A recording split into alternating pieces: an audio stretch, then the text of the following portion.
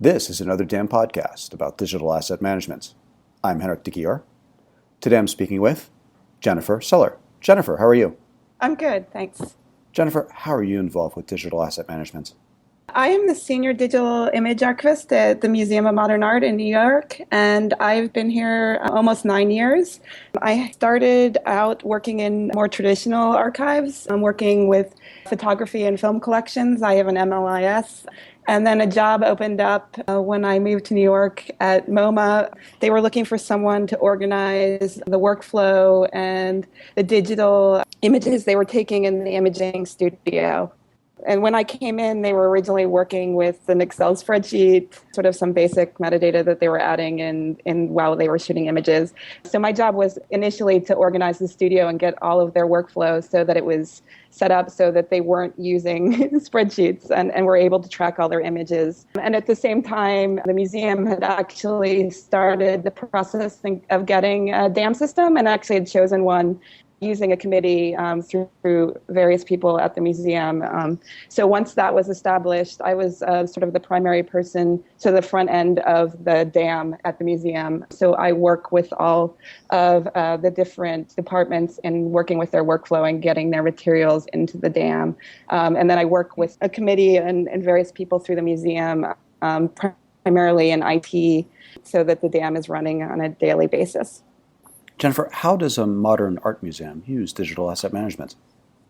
So we use it as a workflow for all of our images, and actually now not just imaging materials, but all sort of multimedia materials in the museum.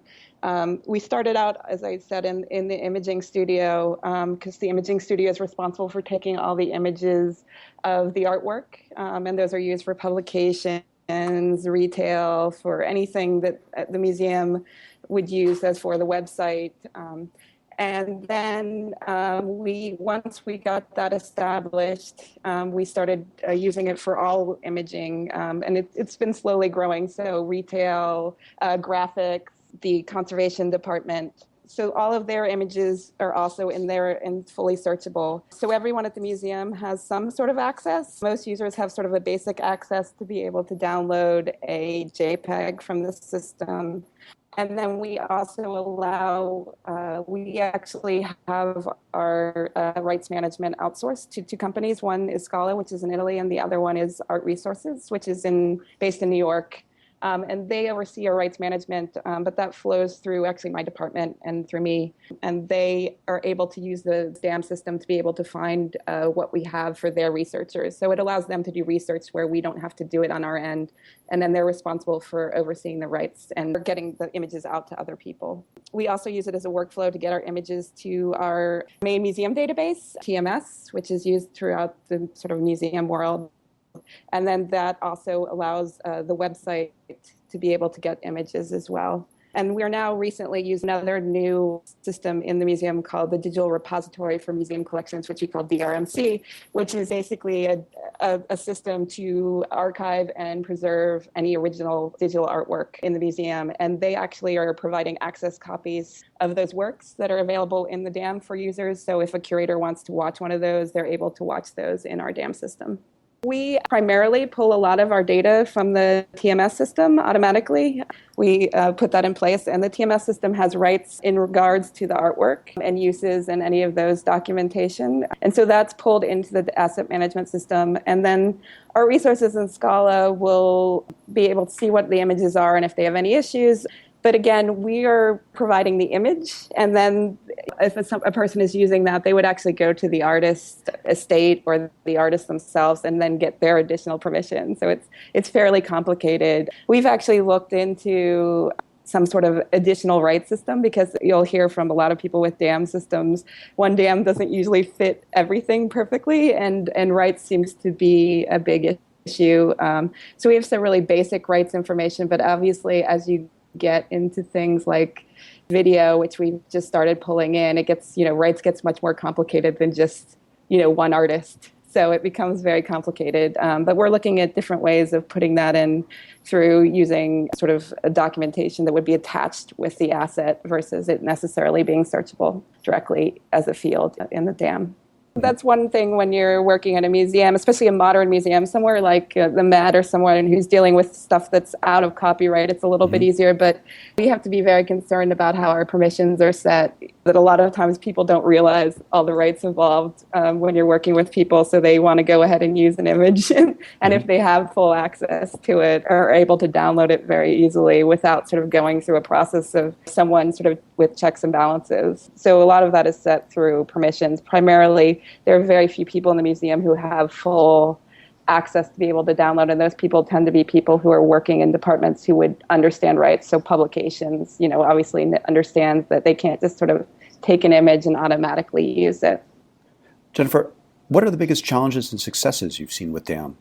For us, and I think this is a challenge no matter where you are, but is that people are producing so much content at this point. I've been in the studio and we've seen the growth of the number of images we do. It's massive, the amount that we do now compared to what we did 8 years ago.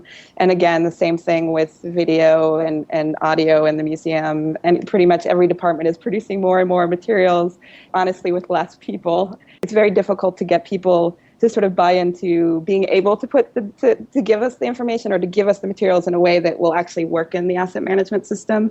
And also, a lot of times, honestly, the people we work with don't necessarily even have the ability to do it. We have, in the studio, we have great resources. We have Photoshop, we have Bridge, we have all of these ways to put in metadata and set up metadata to automatically go into materials. But there are a lot of people working in the museum who can't even open a TIFF image on their machine. So a lot of times they'll get a disc from an outside photographer and they won't be able to even do anything with them. So a big goal for us is to try to figure out sort of a good space where those people can do enough information and have a workflow that they can get that material to us in a way that it works in the DAM. So it's sort of finding that sweet spot between that, which is always very difficult. We have the luxury of sort of being able to implement our DAM fairly slowly. So we've been able to sort of go to departments and realize when they're ready and when they're not. Because it's not, if people just throw you materials, it doesn't work very well with a DAM because while you can put them in there, they're not usable if they don't have the correct data or organization with them. So I would say that's probably the biggest challenge for us is just being able to handle all the materials that are coming in with the amount of people working and all that kind of thing. But we've had a lot of success because of that issue. We've been really successful at being able to integrate and use systems that were available already, which I talked a little bit about TMS. We are able to really pull a lot of data from that database because it's really rich. And there are people who are working with that full time who really know the art and the artists and all that information. So it really makes sense. We can really do that with artwork. Say we have an object ID that's unique and we're able to pull all that information about the artwork automatically in every day.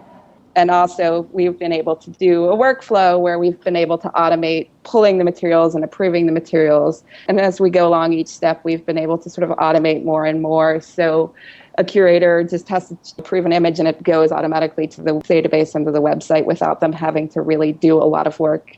So that's really been a great success. And then also just putting the materials into the DAM system has allowed us to really see overlaps in different departments because, departments tend to not necessarily always speak to each other. So there were some departments who were taking similar images of each other so that they could actually realize that they didn't need to rehire a photographer to shoot something since we already had it. Or they're able to also understand a little bit more at the front end that rights are really important. There used to be a lot of handshake agreements and things like that, but they realize now if they're going to pay an outside photographer for images that it would be great if we can get the rights for those and sort of get people to sign off releases and things like that. So it's really helped the museum sort of realize that kind of thing that will really help in the long run for these assets to sort of be used more than once. Jennifer, what advice would you like to share with DAM professionals and people aspiring to become DAM professionals? So for people trying to go into the industry, I would say there is more and more coursework based on DAMs, but there is so much out there if you were already working. So I was in sort of a more traditional library field, but there are things like the DAM meetup in New York, which are great. It's really amazing. You can meet people, you can learn about the industry. It's just a really great place for context. Any meetups, like I was going through the other day, there's a meetup about, if you need to learn scripting, if you need to learn about taxonomy.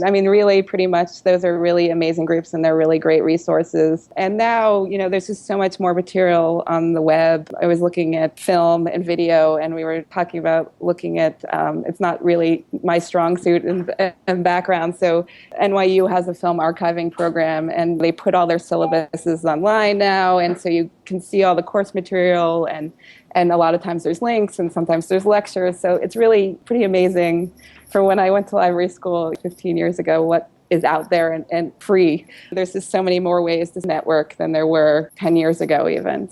And just really use every kind of person that you can go out there. I would also recommend getting internships. We always have interns. And I've gotten a couple of interns actually from the DAM meetup for people who were interested. Some people who were adult returning students and not necessarily who had originally started out in that background. If you're in a city or really anywhere, there's really asset management systems pretty much in every field. It's a growing industry.